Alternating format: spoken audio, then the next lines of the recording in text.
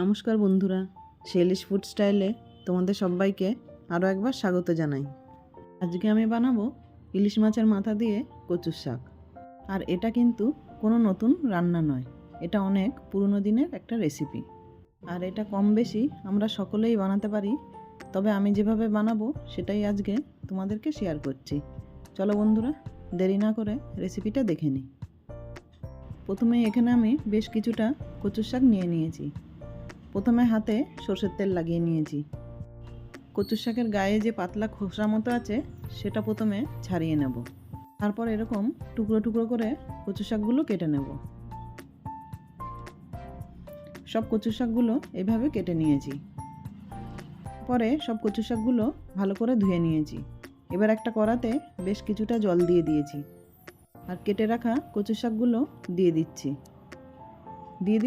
সামান্য নুন, দিয়ে দিচ্ছি সামান্য হলুদ। নুন হলুদ দিয়ে কচুর শাকটা সেদ্ধ করে নেব। এবার একটা ঢাকা দিয়ে দিচ্ছি। বেশ কিছুক্ষণ পর ঢাকা খুলে দেখে নেব। কচুর শাকটা কিন্তু ভালো করে সেদ্ধ হয়ে গেছে।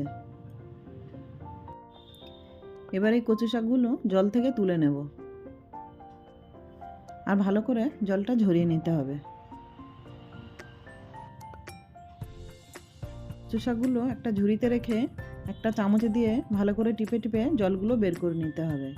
এদিকে নিয়ে নিয়েছি ইলিশ মাছের মাথা। মাথার মধ্যে দিয়ে দিলাম সামান্য নুন আর হলুদ। নুন হলুদ দিয়ে মাথাটা ভালো করে মেখে নেব।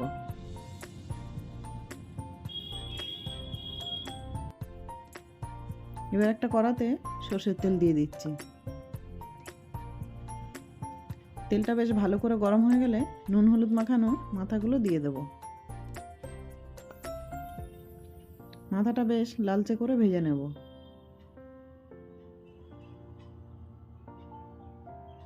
মাথাটা ভাজা হয়ে গেছে, এবার তুলে নিচ্ছি।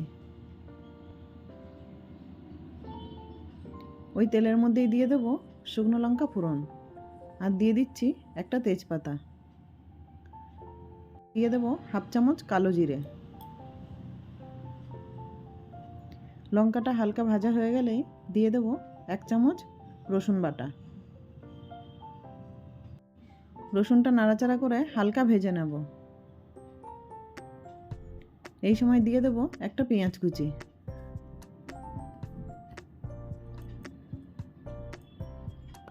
পেঁয়াজটাও একটু লালচে কালার করে ভেজে নেব।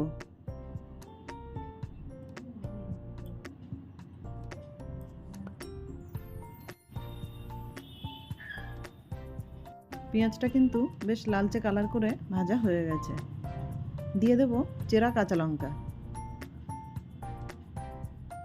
আর দিয়ে দেব এক চামচ জিরে বাটা। এখানে কিন্তু জিরে বাটা দিলে অনেকটাই ভালো স্বাদ হবে জিরে গুঁড়োর বদলে। আর দিয়ে দিচ্ছি এক চামচ কাশ্মীরি রেড চিলি পাউডার, এটা আমি কালারের জন্য দিচ্ছি। আর দিয়ে দিচ্ছি সামান্য হলুদ। মশলার বাটিটা ধুয়ে একটু জল দিয়ে দেব। এবার মশলাটা বেশ ভালো করে কষিয়ে নেব।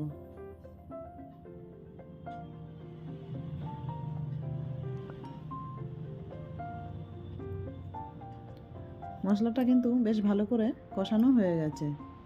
এই সময় দিয়ে দেব নুন।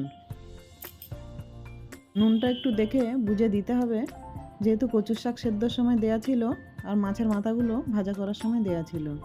মাছের মাথাটা হালকা দু টুকরো করে ভেঙে নিয়ে মশলার মধ্যে দিয়ে কষিয়ে নিচ্ছি। বেশ কিছুক্ষণ কষানো হয়ে গেলে দিয়ে দেব সেদ্ধ করে জল ঝরিয়ে রাখা কচুর শাকটা।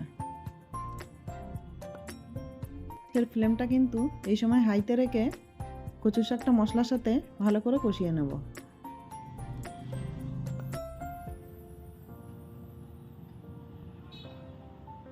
দেখো বন্ধুরা, কচুর শাকের মধ্যে থেকে কিন্তু আরও কিছুটা জল বেরিয়ে গেছে। এই জলটা শুকিয়ে যাওয়া পর্যন্ত নাড়াচাড়া করে কষিয়ে নেব।